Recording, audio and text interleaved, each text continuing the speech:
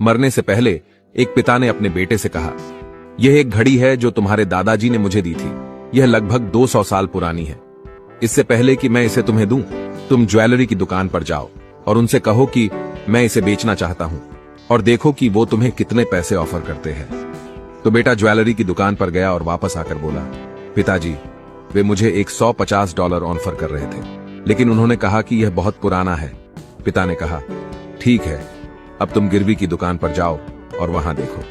बेटा गिरवी की दुकान पर गया और यह कहते हुए लौटा, पिताजी, उन्होंने मुझे $10 ऑफर की क्योंकि यह बहुत घिसा पिटा हो गया था। पिता ने बेटे की ओर देखा और कहा, ठीक है, अब इसे तुम म्यूजियम में ले जाओ। इसलिए वह म्यूजियम में गया और अपने पिता के पास वापस आकर बोला, पिताजी, उन्होंने मुझे $1,00,000 ऑफर किए क्योंकि उन्होंने कहा कि यह एक बहुत ही रेयर पीस है और वे अपने एंटीक कलेक्शन में इसे रख सकते हैं।